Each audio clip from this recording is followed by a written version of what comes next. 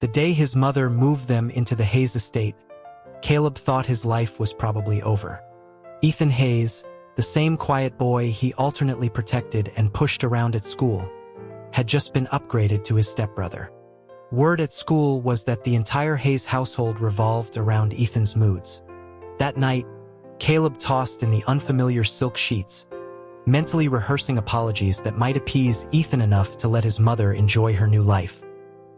He never imagined that Ethan himself would be the one to slip into his room in the dead of night, his breath a ghost against Caleb's ear, whispering that if he truly wanted to make amends, a kiss right there would be all the forgiveness he needed. At Greenwood High, Ethan was Caleb's shadow.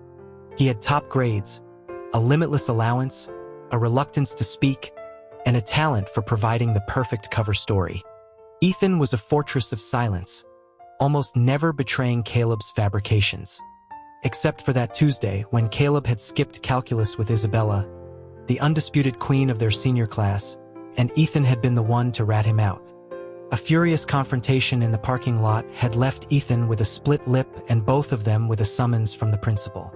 Caleb had decided then that he wouldn't forgive Ethan for a long, long time. Not unless he came begging. He never thought he would be the one on the verge of begging.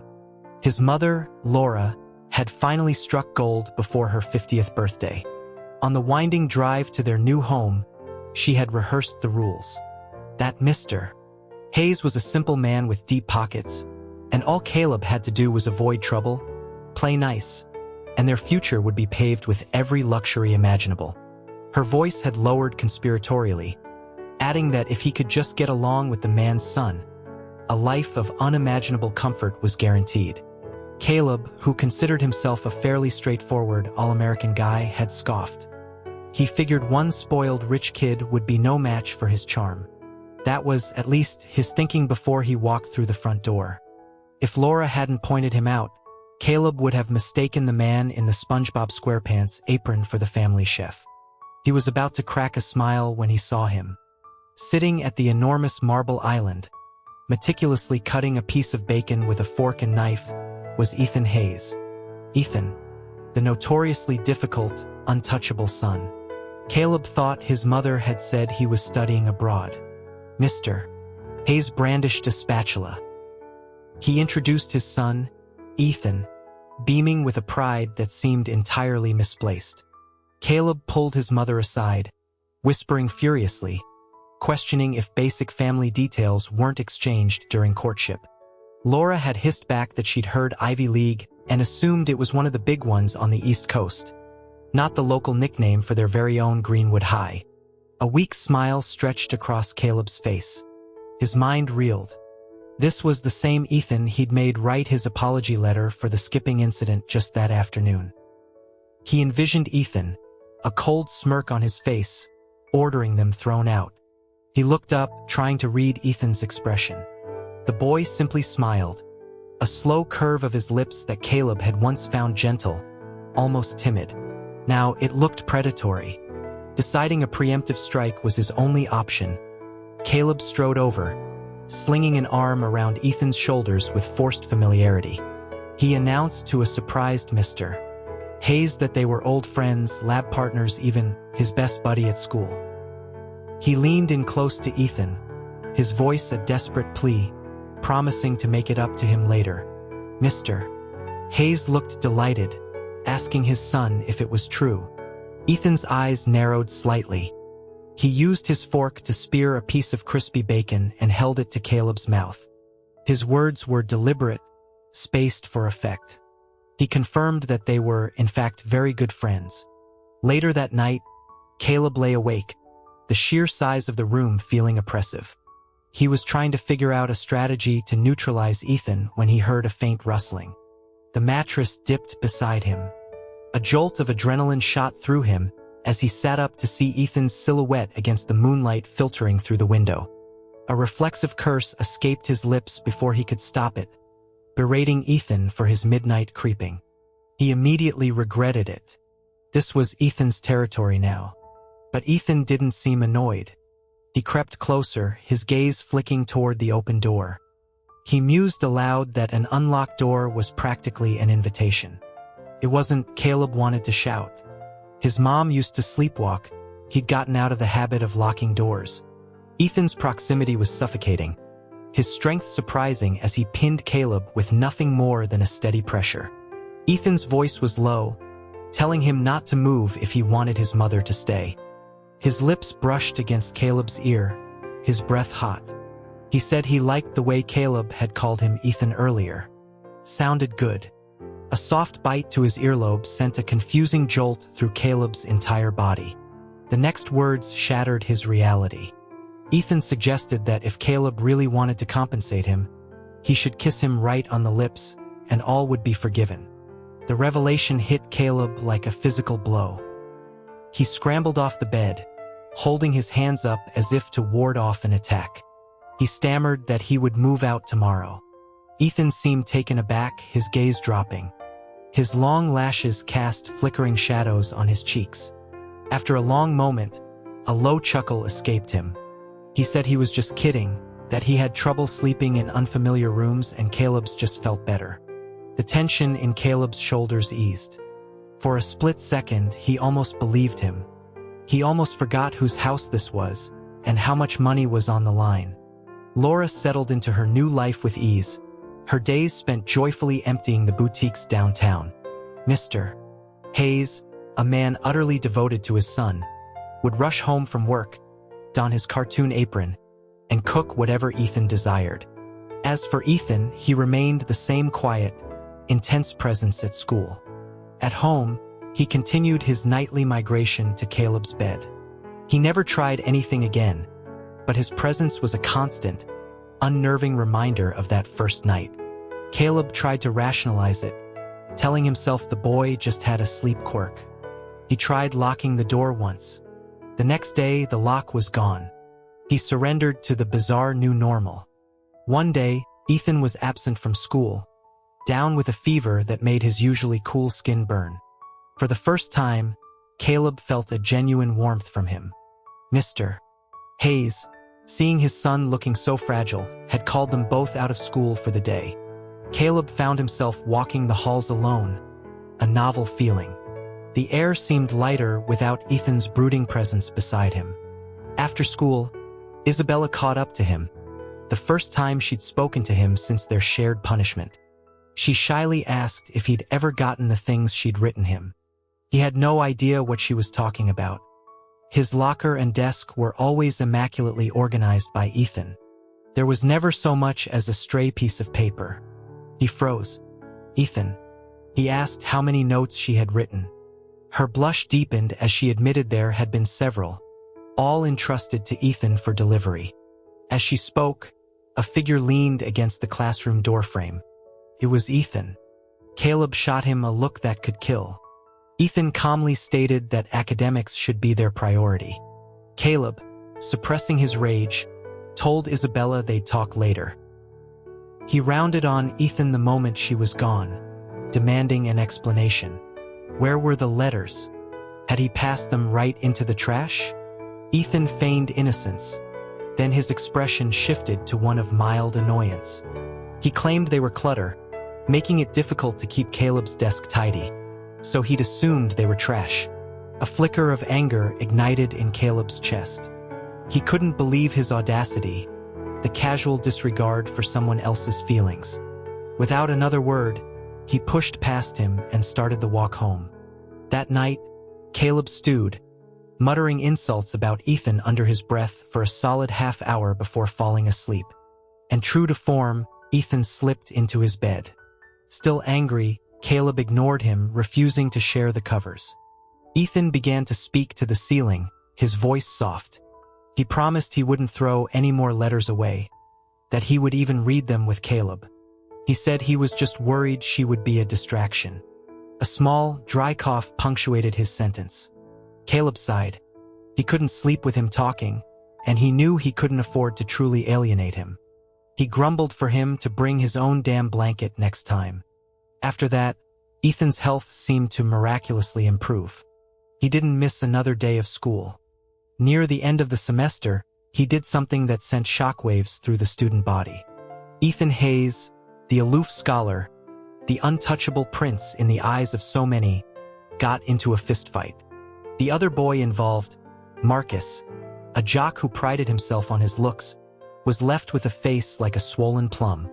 Ethan, though bruised, somehow looked even more striking.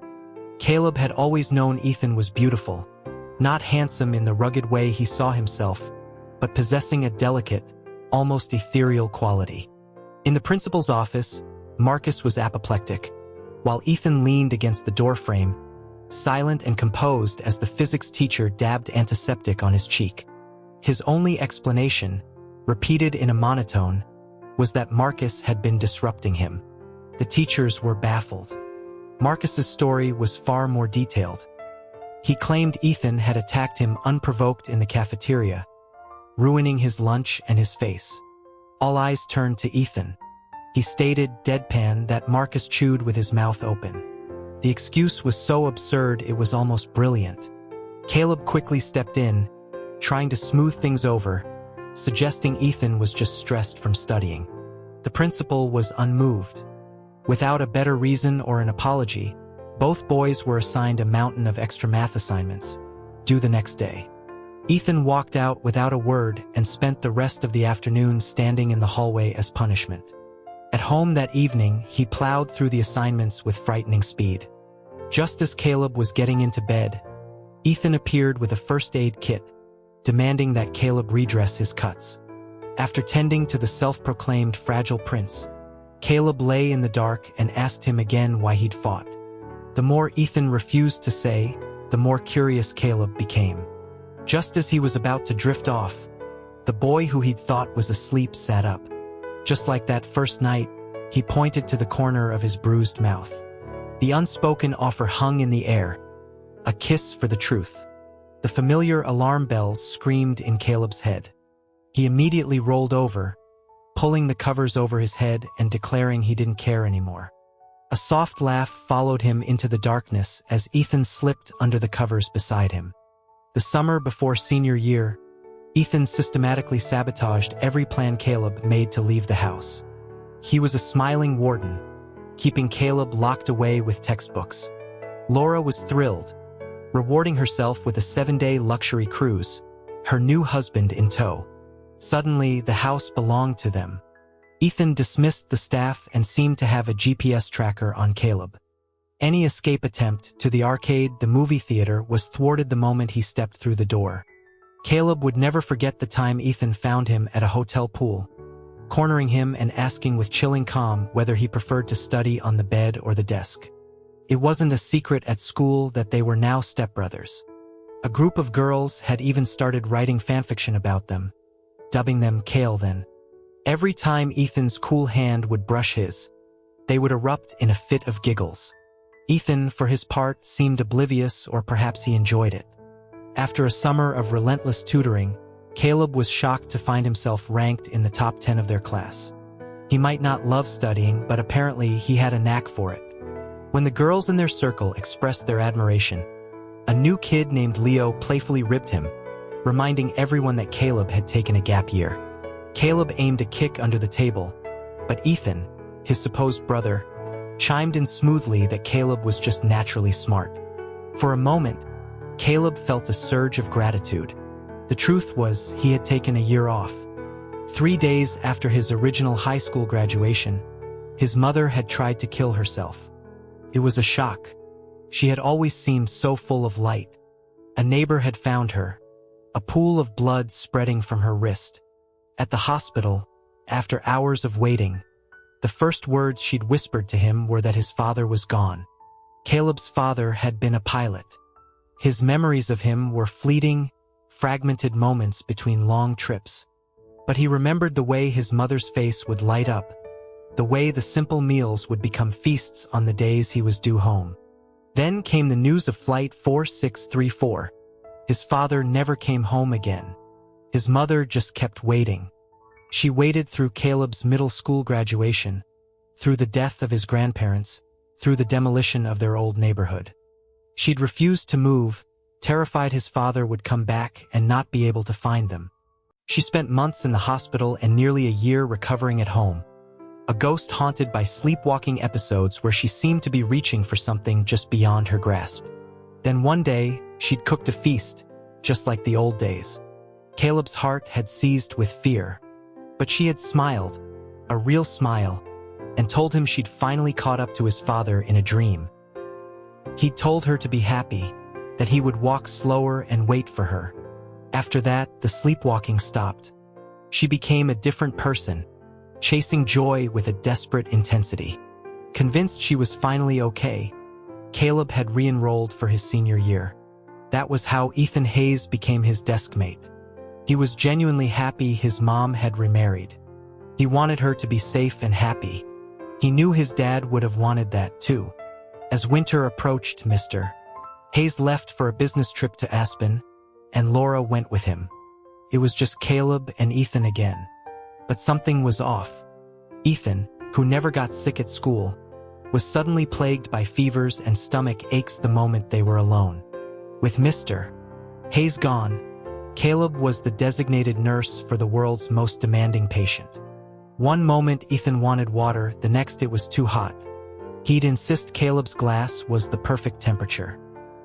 He'd call out for Caleb to feel his forehead, convinced he was burning up again, despite the thermometer on the nightstand.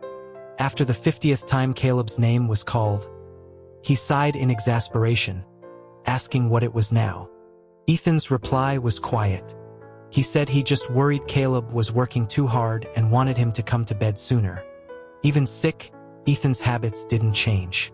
Caleb woke every morning tangled in Ethan's surprisingly strong limbs. It was a strange and deeply unsettling way to start the day. For senior year, their homeroom teacher, newly energized, rearranged the seating chart based on class rank. Caleb, number 10, was separated from Ethan, number 1. At first, Caleb feigned sadness, telling Ethan he'd miss him. Ethan looked genuinely moved. The moment he turned away, Caleb practically sprinted to his new seat next to Leo. With his best friend beside him and Isabella sitting right behind, it was the perfect setup. From a distance, Ethan seemed to be getting along with his new partner just fine.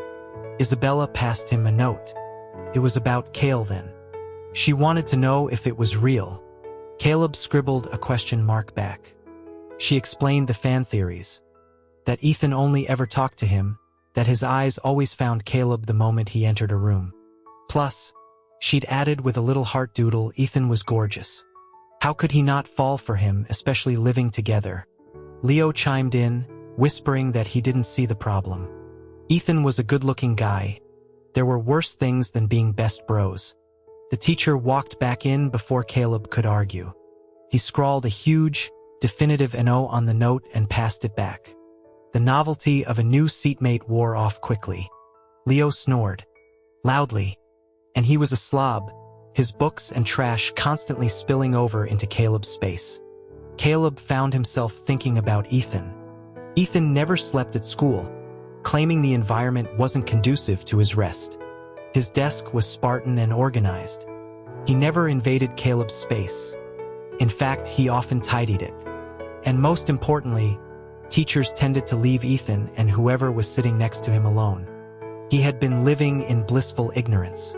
From that day on, Caleb hit the books with a vengeance, determined to reclaim his spot by Ethan's side. When Ethan found out the reason, a smug look of satisfaction spread across his face. He was right, he said. Life was just better with him. At the midterm exams, Caleb clawed his way to 5th place. Miraculously, he was reassigned to sit next to Ethan. The change was so swift, it was suspicious. He'd gone to shoot some hoops and returned to find his belongings already moved. That evening, rummaging through his pocket for a pen, a crumpled piece of paper fell out. Ethan snatched it up before it hit the floor. His voice was a low murmur. He read the note from Isabella aloud, his eyes fixed on Caleb. For some reason, hearing Ethan say the words Cale then made a blush creep up Caleb's neck. Ethan didn't throw the note away. He tucked it into his wallet. Years later, Caleb would find it again, and under his own emphatic no, he'd see 2 words added in Ethan's elegant script. I wish. With graduation looming, Ethan asked Caleb about his plans. Without hesitation, Caleb said he was applying to aviation academies. He wanted to fly planes. Ethan was quiet for a long moment, then a slow smile spread across his face. He said he'd support him. But something was wrong with Laura when she returned from Aspen. She was distant, retreating back into the shell she'd inhabited after his father's death. She insisted she was fine, but her reassurances felt hollow. 2 months before graduation, a call came from Mr. Hayes. Laura was in the hospital. She was dying. Caleb found her lying peacefully in the sterile white bed. She touched his face, her voice a reedy whisper. She spoke of his father, of how much Caleb looked like him. She talked about meeting him when she was just 17, a dancer in a troupe. And he was a young man in the audience who, instead of flowers, had given her a band-aid for a blister. She spoke of their life, of how he would clean himself up at a hotel before coming home from long trips because he knew how much she loved a tidy house. She confessed that Mr. Hayes had been an old business partner his father had saved from ruin years ago, that this life had been his father's backup plan for them. Her final words were an apology, a plea for Caleb to be happy for her. She was going to be with his father. Caleb sat on the cold floor outside the morgue, the lingering warmth of his mother's hand still on his cheek. He should have known. Her heart had been broken for years, a wound that never healed. All her talk of traveling had been a cover for hospital stays. Guilt was a suffocating net, and he couldn't bring himself to fight it. He didn't know how long he sat there, but when he finally stood, the sky outside was dark. He opened the door and saw Ethan asleep in a chair across the hall. The sound of the door woke him. He stood up abruptly, his movements stiff. He told Caleb his dad was making the arrangements. Caleb just nodded. The next second, Ethan pulled him into an embrace, holding him tightly as nurses and orderlies bustled past. He whispered into Caleb's hair that he was there, that he wasn't going anywhere. His mother was buried next to his father, 2 small urns placed so closely together they seemed to merge into one. The inscription on the stone read, "Together, at last." Caleb was accepted into his first-choice aviation program. Ethan, predictably, got into Johns Hopkins. Mr. Hayes celebrated by drinking an entire bottle of expensive whiskey. Ethan drank a lot that night too, and true to form, alcohol just made him sleepy. Caleb found him passed out in Caleb's bed. The moonlight slanted across Ethan's face, making his pale skin look almost translucent, like a beautiful, haunted statue. Caleb realized he'd been staring for a long time. The girl's giggles about Cale then echoed in his mind, and he shook his head, trying to clear it. He was changing his clothes when a cool hand snaked around his waist. He nearly jumped out of his skin. Ethan wasn't asleep. His voice was thick with drink, murmuring that Caleb had seemed to be enjoying the view. The hand began a slow, deliberate exploration. Before Caleb could react, Ethan had pulled him down onto the bed, his body a surprising weight on top of him. His lips were so close Caleb could feel the heat of his breath as he whispered, asking if he wanted to taste for himself just how drunk he was. He started to lean in, but Caleb twisted his head away, managing to free a hand and press it against Ethan's mouth. This was going too far.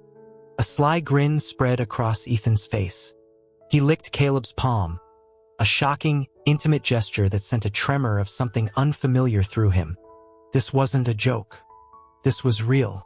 Just as Caleb prepared to fight him off in earnest, Ethan abruptly rolled away. His shirt was unbuttoned, and in the pale light, his skin seemed to glow. He lay there, propped on one elbow, a portrait of languid temptation. He confessed he'd been holding back, afraid of scaring Caleb away, but seeing others look at Caleb made him possessive. He gave him a choice. Caleb could come to him or he would have to be more proactive. The obsession with kissing was apparently very real. Caleb tried to bolt, but Ethan's grip was like iron. He was pulled back, and then a soft, warm mouth was on his. It was a strange sensation.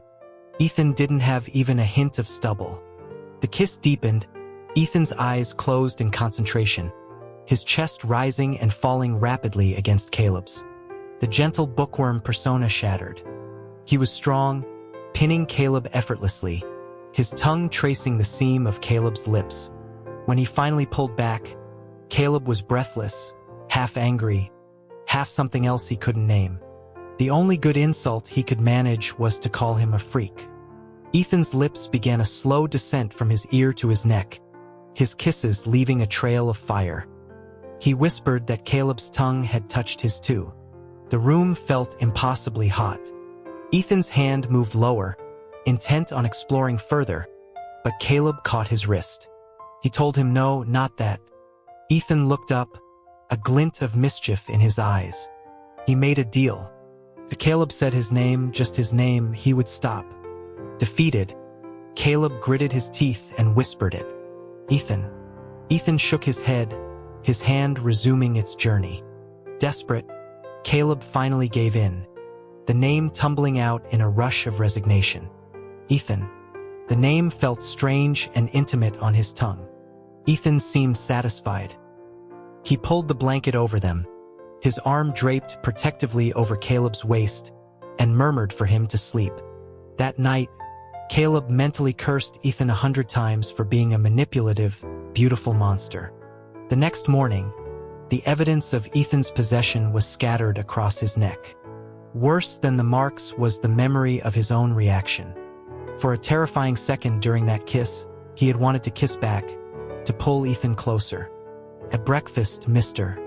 Hayes noticed the marks. He asked with a knowing grin if Caleb had a girlfriend. Through clenched teeth, Caleb agreed, saying she was just a little overenthusiastic. Across the table, Ethan set down his fork, his face a blank mask. Mr. Hayes chuckled, saying it was great, that Ethan should find a nice girl too. After he left, Ethan's facade dropped. He challenged Caleb, asking about his supposed girlfriend. Caleb shot back, asking if he was supposed to tell his dad that his son had practically assaulted him the night before. Ethan considered this, then said it wouldn't have been so bad. He was impossible. Caleb grabbed his keys and left. He ended up at Leo's apartment. He figured even Leo's snoring and messy habits were better than the charged atmosphere of the Hayes house. Ethan, with his particularities, would never follow him here. He was right. A week went by with only a few initial texts from Ethan urging him to come home. Then silence. After nearly 2 weeks, Caleb learned the real reason for the fight with Marcus. Leo told him over a beer. Marcus, who had a crush on Isabella and was jealous of her friendship with Caleb, had been running his mouth. He'd spread rumors that Caleb was a stuck-up loser, and then he'd made a cruel joke about Caleb's dead father. He'd been planning to jump Caleb after school. Ethan had overheard and lost it. He hadn't just fought Marcus, he had systematically dismantled him. Caleb was stunned. Ethan had fought for him. He remembered the excuse about chewing with his mouth open and almost laughed. Leo continued, oblivious to Caleb's turmoil. He said it was obvious Ethan was into him. He'd even heard that Ethan could have dodged the punches Marcus threw at his face but had taken them deliberately. Leo finished by saying he'd seen the marks on Caleb's neck the day he'd shown up. He might be slow on the uptake sometimes, but he knew the difference between a buddy and a boyfriend. That night, Caleb opened his text chat with Ethan. The typing indicator blinked for a long time before a simple message appeared. At home. Thinking of you. Caleb got straight to the point, asking if the fight had been about him. The reply was instantaneous. Yes. He asked why. Afraid you'd get suspended again if you killed him. Caleb almost smiled. But the next message stopped him. No, I just didn't want you to hear those words. I didn't want you to have to get your hands dirty. A wave of unexpected emotion washed over him. But Ethan wasn't finished. Your hands have better things to do. A torrent of messages followed. Ethan apologized for scaring him, confessed he was in love with him, and promised to go back to how things were if Caleb still couldn't accept it. Caleb didn't know what to type back. The feeling was complex, a strange mix of annoyance and a deep, unfamiliar warmth. Ethan had become important to him, a fixed point in his chaotic life. The graduation party was in full swing when Ethan arrived late. Caleb was 3 beers in and loudly challenging Leo to a drinking game. A space magically cleared next to him, and Ethan slid in, quietly picking at the food and occasionally placing a choice piece of shrimp on Caleb's plate as if nothing had happened. Isabella, now a firm member of the Caleb fan club, watched them with undisguised glee. When Ethan excused himself to the restroom and didn't return, Caleb found himself looking toward the door. Isabella nudged him, telling him to go find him if he was that worried, that some things couldn't be said in a crowded room. Caleb hesitated, asking her if she didn't find the idea of 2 guys together weird. She looked at him as if he were an idiot. She asked him if he knew about Cupid, and why the god of love was always depicted with his eyes closed. Caleb guessed he was just sleepy. She rolled her eyes. Because love, she explained, is blind to gender. It's about following your heart. Caleb found Ethan in a tense standoff with a greasy-looking middle-aged man. The man was pleading, calling Ethan by a childhood name, reminding him not to forget his uncle now that he was living the high life. The man's yellow teeth were bared in a desperate snarl. In the next second, Ethan's fist connected with his face. He hit him again and again, with a fury Caleb had never witnessed. A primal instinct told him he had to stop it. He yelled Ethan's name. Ethan paused for a fraction of a second before resuming the assault. Caleb grabbed him, pulling him away from the bloodied man who was now laughing maniacally on the ground. He glanced up. No security cameras. He pulled a napkin from his pocket and knelt beside the man, making a show of dabbing at the blood. He informed the man that while there were no cameras, his phone had been recording. He advised him to think very carefully about what he told the police. Then he dropped the blood-stained napkin in the trash. The man scrambled to his feet and fled. Caleb turned to Ethan. He asked if he had some kind of fighting addiction. Ethan was silent for a long moment before his voice came out, small and uncertain. He asked Caleb if he believed him. The question was so out of left field, so vulnerable, that it cut through Caleb's anger. Of course he did. Compared to that lowlife, Ethan was always on the right side. A visible wave of relief washed over Ethan's face. He reached out and took Caleb's hand. He didn't resist. He let Ethan lead him to the sinks, where he gently washed the blood from his knuckles under the running water. In the quiet rush of the water, Caleb asked who that man was. Ethan's eyes were downcast. He said he was just a bad memory. Caleb decided to move back in. When he told Ethan, the boy could barely contain his excitement. After the party, Ethan practically dragged him out, insisted on driving Leo home, and then returned to Leo's apartment to pack Caleb's things with an efficiency that was truly impressive. Exhausted, Caleb was about to fall into bed when he realized Ethan wasn't there. He found him in his own room, a space Caleb had never entered before. Ethan had abandoned it the day Caleb moved in. The room was sterile, all white and gray, like a minimalist prison cell. There were no decorations, just a bed, an empty desk, and a closet full of identical button-down shirts. The room faced away from the sun, perpetually cast in shadow. Ethan was curled into a tight ball, shivering in his sleep. As Caleb gently tucked his arm back under the covers, Ethan's eyes fluttered open. Caleb asked him why he wasn't sleeping in his room.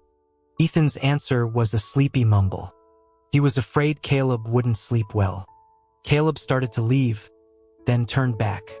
He said he'd never thought that. He paused at the door. He asked if he was coming.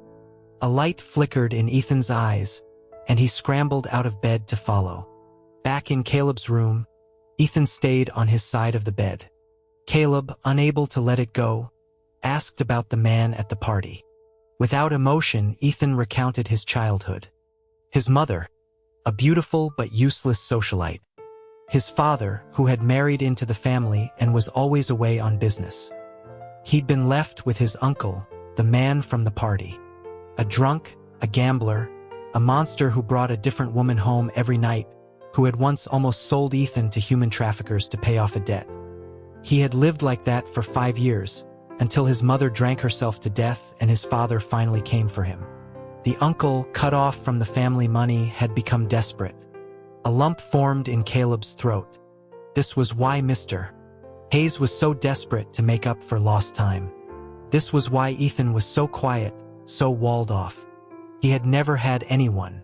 Caleb shifted closer. He wanted to know how to make him happy. After a long silence, he made a decision. He told Ethan that tonight he could do what he wanted. Ethan's eyes widened.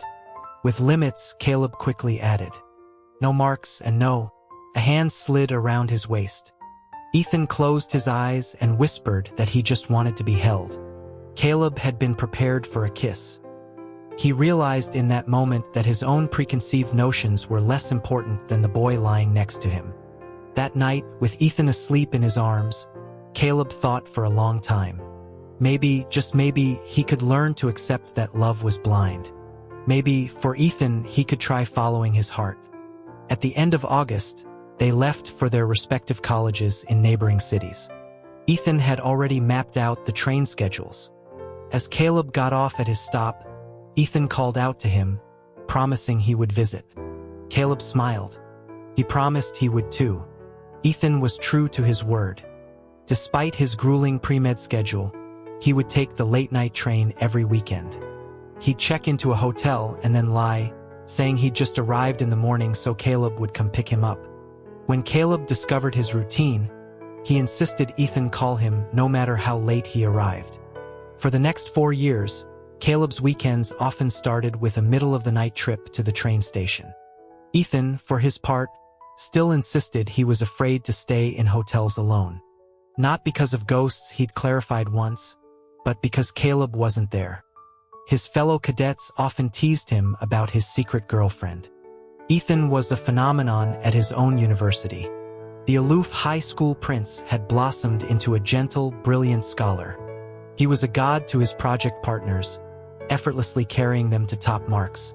He was still quiet, but his kindness and intelligence drew people to him. He was no longer lonely. Their undefined relationship lasted a year. Then, on a perfectly ordinary day at the train station, as Caleb was seeing him off, he grabbed Ethan's arm. He told him it was time he gave him a title. There was no hesitation. Love, he decided, should be straightforward. A slow smile spread across Ethan's face, one he tried and failed to suppress. Caleb teased him, asking if he wasn't happy. Ethan cleared his throat, trying to sound casual, saying it was only logical, that Caleb had been calling him his boyfriend to his roommates for months anyway. Which was true, Caleb admitted.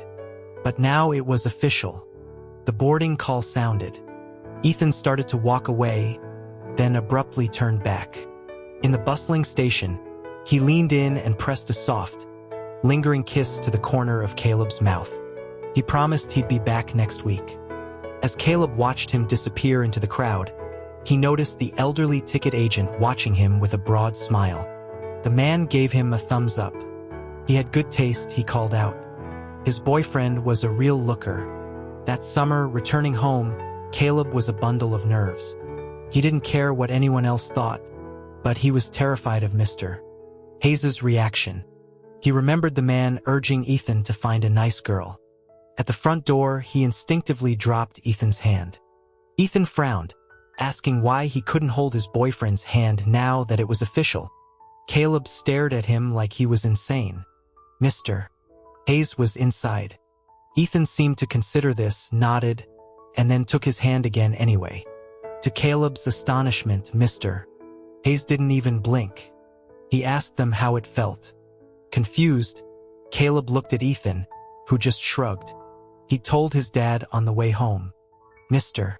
Hayes beamed. He'd always said his son had excellent taste. That evening, Caleb cornered him, asking if he didn't find their relationship strange. Mr. Hayes, engrossed in a historical drama, waved a dismissive hand. It was the 21st century. Love was love. His only job was to make sure his son was happy. And Ethan was happy. That was all that mattered. Later that night, The scent of a new, expensive cologne filled the room. Caleb asked Ethan about it. Ethan, already under the covers, said it was perfume. He slithered closer, the scent intoxicating, and whispered into Caleb's neck that he wanted to smell good for him. Then he kissed him. This time, Caleb kissed back. It was tentative at first, then more confident as he wrapped his arms around Ethan's waist. Ethan's skin was impossibly smooth. As his hands explored under Ethan's shirt, the kiss became more desperate. Ethan's eyes were closed, lost in the moment. Caleb kept his open, mesmerized by the flush that crept up Ethan's neck. Things were escalating quickly. Caleb stopped him, reminding him they were in his father's house. Ethan, ever the pragmatist, pointed out that his dad was a floor below them and a heavy sleeper. He leaned in, his voice a husky whisper, suggesting that if Caleb was worried about the noise, he should just try to be quieter. But he still wanted to hear him. Under his relentless assault, Caleb finally gave up trying to reason with him. The next day, Caleb forbade him from leaving any more marks on his neck. Pilots, he explained, had a professional image to maintain. Ethan pouted but agreed. That night, he complied, leaving the skin above Caleb's collar untouched. Instead, he painted a masterpiece of bruises across Caleb's chest and retaliated for the restriction by biting down, hard, on his collarbone. Afterward, he admired his handiwork in the mirror, declaring it an improvement. Ethan was a good partner. They rarely fought, and when they did, he was always eager to resolve it, viewing any disagreement as a puzzle to be solved together. He was never one to hide his feelings, especially when Caleb had hurt him. He didn't want guilt, he wanted empathy. It was a refreshingly direct way to love. But this time was different. Caleb had discovered a serious problem. Ethan's uncle, the one from the party, had decided that prison was a viable long-term housing solution. To get there, he needed to commit a crime, and he chose Ethan as his target. He found him outside the university medical center. He couldn't win a fistfight, so he brought a knife. From what Caleb pieced together from witnesses, Ethan could have easily escaped. But he didn't. He walked toward his uncle, just as he had deliberately walked into Marcus's punches years ago. He let the knife plunge into his side. By the time Caleb got to the hospital, his fear had curdled into a white-hot rage. The wound wasn't life-threatening, but that wasn't the point. He stood over Ethan's bed, his voice shaking with fury. He asked him if he was insane, if he had a death wish. Ethan was silent, his head bowed. Caleb knew what he was doing. He was using pain as a currency for affection. Caleb's voice dropped, low and intense. He told Ethan to listen. He loved him. He didn't need to be manipulated or guilt into it. He didn't need grand, self-destructive gestures. He loved him, period. All of him. Ethan's hand reached for his voice small. He was sorry. He promised he wouldn't do it again. Then he looked up, his eyes wide and pathetic, and whispered that it really hurt. The anger dissolved, replaced by a weary tenderness. The boy was impossible. His uncle had hoped for a few years in jail for assault, but was also charged with a string of other, much more heinous crimes. He was sentenced to 10 years. Caleb was there to see him off. Behind the bars, the man's bravado returned. He sneered, saying he knew they were together, that he'd raised the boy and knew what a sick freak he was. He spat a string of vile insults, detailing all the ways he should have hurt Ethan more when he had the chance. Caleb's fist shot through the bars, catching him squarely on the jaw. The guards just smiled, telling the man he must have tripped over his own trash. Ethan spent his recovery bombarding Caleb with texts about his pain, only to be miraculously healed the moment Caleb arrived for the weekend. The injury didn't seem to slow him down in any other department either, though he did use it to his full advantage, playing the wounded soldier to get his way in bed. The day he was finally discharged, he was waiting at the academy gates for Caleb. His persistence had paid off. Caleb's roommates now affectionately referred to him as their squadron wife. The night his stitches were out, Caleb paid the price for weeks of pent-up energy. He knew Ethan was strong, but this was another level. There was a desperate, almost feral energy to him that night. He whispered Caleb's name like a prayer, asking for permission, his eyes dark and pleading. And Caleb, thinking of everything they had been through, of the wounded boy who just wanted to be loved, gave in. As Ethan finally collapsed against him, breathless and satisfied, he murmured into Caleb's skin, "You are mine. Forever." After graduation, Caleb began his career. Ethan got a residency at the hospital near the airbase. Their long-distance days were over. Mr. Hayes, tired of his quiet life, began traveling the world. Many of Caleb's classmates became his colleagues, his brothers in the sky. Ethan, meanwhile, became a star at the hospital. Dr. Hayes, the brilliant and beautiful surgeon, was the object of many crushes, a fact made moot by the simple silver band he wore on his left hand. He talked about his husband constantly. His impeccable style, chosen by his husband. His good looks, his husband had high standards. His surgical skill, his husband thought so too. When teased about being so lovesick, he would just smile and say that love was its own kind of genius. The hospital staff was dying to meet the mysterious man Dr. Hayes was so devoted to. One day, when Caleb went to meet him, a beautiful young doctor tried to get his number, recognizing him from Ethan's phone screen. Ethan appeared at that exact moment, a thundercloud on his handsome face. He later learned she was his professional rival.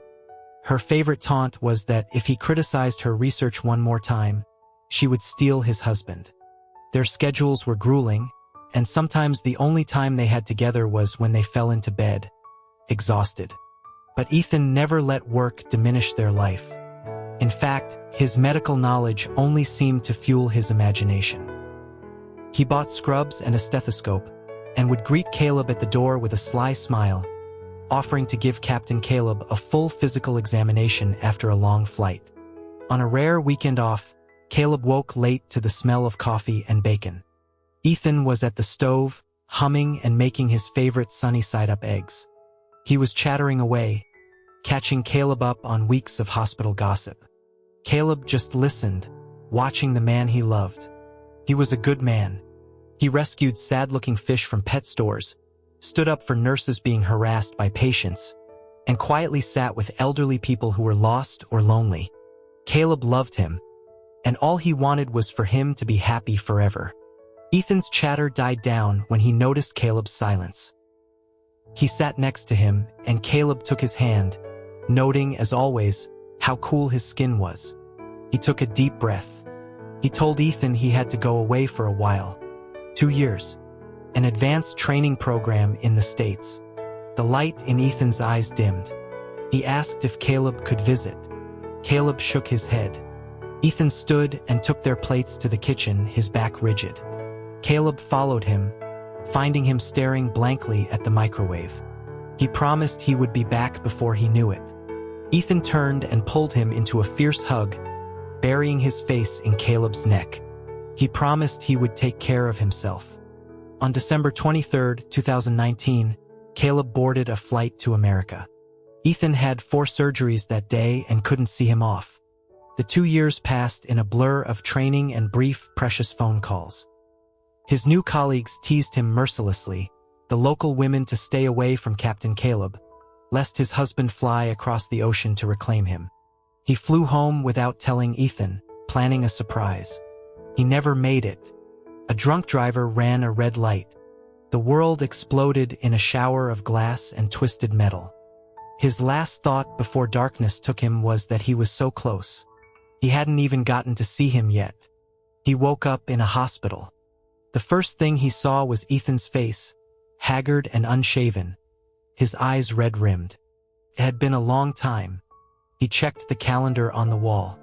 July 9th, Ethan's 30th birthday. He'd made it back in time. Ethan, seeing his eyes open, could only stammer as he fumbled for the call button. After the doctors confirmed Caleb was fine, just exhausted and bruised, Ethan argued frantically with the hospital chief. insisting he was too injured to be discharged. The chief, a kind older man, finally patted Ethan on the shoulder and told Dr. Hayes to take a few days off and look after his husband at home. After he was discharged, a pilot he'd met during training, a man named Gavin, offered him a prestigious post at another base. Caleb looked across the tarmac to where Ethan was waiting by the car.